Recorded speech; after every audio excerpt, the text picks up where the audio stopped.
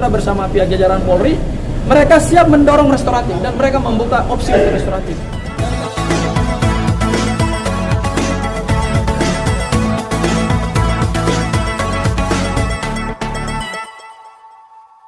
Izinkan kami hari ini dari tim kuasa hukum didukung oleh keluarga dan oleh teman-temannya Pak Laras, secara resmi kami hari ini ingin mengajukan permohonan restoratif justice atau penyelesaian perkara pidana secara restoratif, secara keadilan restoratif yang diatur dalam Perpol, Peraturan Kepolisian Nomor 8 Tahun 2021 tentang penanganan perkara pidana secara restoratif justice. Kami mengajukan permohonan restoratif justice ini adalah menindaklanjuti hasil pertemuan pemerintah kemarin yang dipimpin oleh Pak Menteri Yusril Iza Mahendra bersama jajaran kementerian dan kepolisian, yang intinya adalah terhadap 583 tersangka yang saat ini sedang diproses baik oleh Mabes Polri, Barreskrim maupun juga oleh Polda Metro Jaya dan juga mungkin di tempat-tempat lain di kepolisian di seluruh Republik Indonesia ini. Intinya pemerintah membuka peluang adanya restoratif justice. Ya, kami sangat mengapresiasi langkah pemerintah tersebut dan kami sambut baik langkah pemerintah tersebut karena hanya dengan keadilan restoratif 583 tersangka yang saat ini sedang ditahan oleh pihak kepolisian itu kemudian bisa dilakukan penegakan hukum secara adil. Tentu sesuai dengan asas proporsionalitas, yaitu penerapan unsur-unsur pidana dikaitkan dengan perbuatan. Ya, pasca aksi demonstrasi itu ada beberapa jenis tindak pidana yang kita lihat yang kemudian juga disampaikan oleh pihak kepolisian. Ada yang melakukan penjarahan, ada yang melakukan penyerangan terhadap aparat kepolisian, ada yang menghasut pembakaran fasilitas-fasilitas publik, kemudian juga ada yang melakukan pembakaran terhadap fasilitas publik, dan ada juga yang terlibat dalam aksi-aksi kekerasan. Dan yang terakhir itu adalah terkait dengan penetapan tersangka pelanggaran Undang-Undang ITE. Klien kami, Mbak Laras, itu ditetapkan sebagai tersangka dalam postingan tanggal 29 yang dikonstruksikan oleh penyidik itu mengandung unsur penghasutan berupa pembakaran terhadap gedung Mabes Polri. Tetapi faktanya unggahan Mbak Laras itu tidak ditindaklanjuti dengan aksi kriminalitas, tidak ditindaklanjuti dengan mobilisasi massa, tidak ada dampak daripada postingan Mbak Laras tersebut. Sehingga menurut kami terhadap upaya pemerintah untuk mendorong restoratif dengan melakukan klasifikasi terhadap jenis-jenis delik itu tentu kami sambut baik. Dan dalam konteks itulah maka kami mohon supaya perkara Mbak Laras ini bisa diselesaikan secara restoratif. Apa itu pendekatan restoratif? Yaitu suatu perkara pidana yang sudah terlanjur ditetapkan orang sebagai tersangka bisa diselesaikan kok secara damai berdasarkan adanya kesepakatan para pihak dengan penyidik maupun juga dengan pelapor. Kemudian kalau kita baca Perpol nomor 8 tahun 2021 di pasal 8, di sana dijelaskan tentang mekanisme penyelesaian restoratif justice terhadap delik informasi dan transaksi elektronik. Yaitu ada 3 hal yang penting. Yaitu pertama, informasi tersebut disampaikan melalui transaksi elektronik bersifat ilegal. Kemudian yang kedua, ada upaya nanti dari pelaku untuk meminta maaf kepada pihak-pihak yang terkena dampak dari postingan tersebut. Dan yang ketiga adalah postingan tersebut harus dihapus.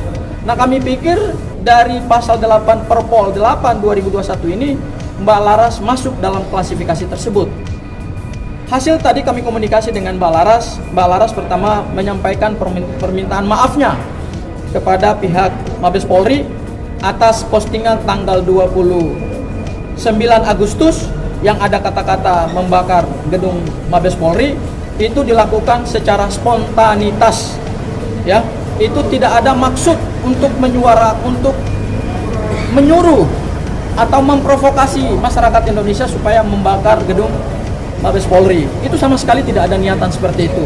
Hanya satu aksi spontanitas dari Mbak Laras atas berkembangnya aksi demonstrasi yang masif di seluruh tanah air, dan kemudian pasca meninggalnya Mas Afan Kurniawan, pengemudi ojol ya. Itu yang pertama.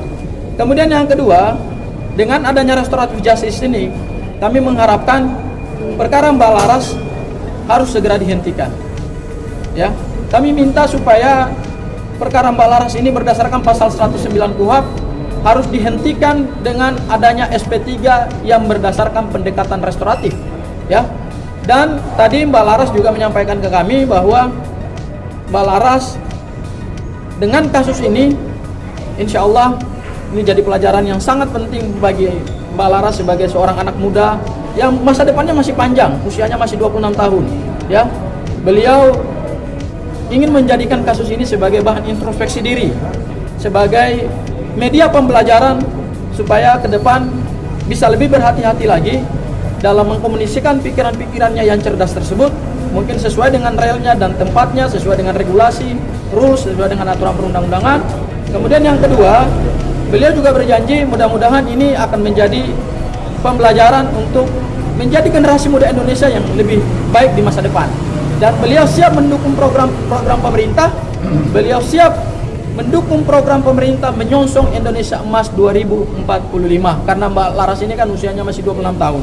Ya, jadi dengan kondisi-kondisi tersebut, baik dari sisi regulasi, kemudian dari sisi perbuatan Mbak Laras juga tidak menimbulkan dampak apa-apa terhadap gedung Mabes Polri, kemudian juga hanya postingan yang didasarkan pada sikap spontanitas, kemudian juga keadaan Mbak Laras yang hari ini baik-baik saja, tetapi juga berjanji untuk tidak mengulangi postingan-postingan seperti itu, dan insya Allah akan menjadi anak yang lebih baik lagi di masa depan.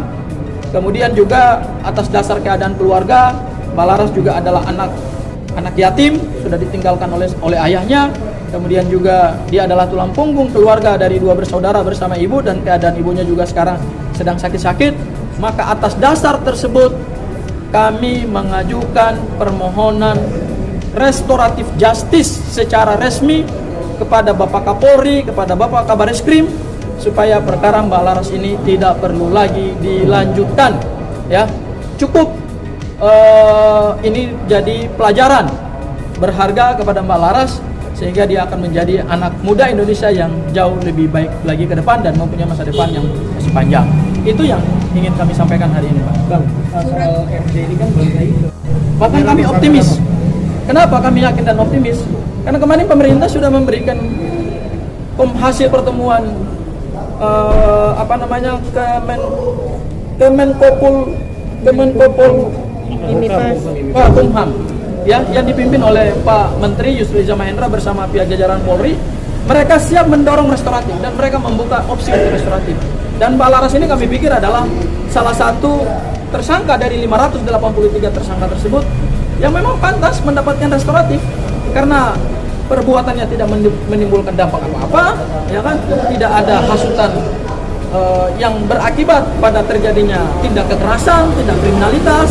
Kemudian Mbak Laras ini juga bukan demonstran, tidak terafiliasi secara politik dengan partai politik tertentu, tidak terafiliasi dengan ormas tertentu, ya kan? Juga tidak terafiliasi dengan gerakan massa dan gerakan mahasiswa.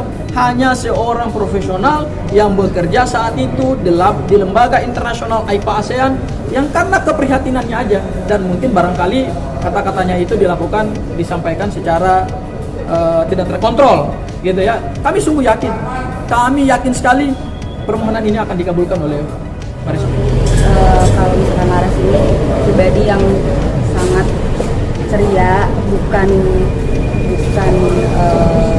anak muda yang ada yang bilang anarki atau semacamnya.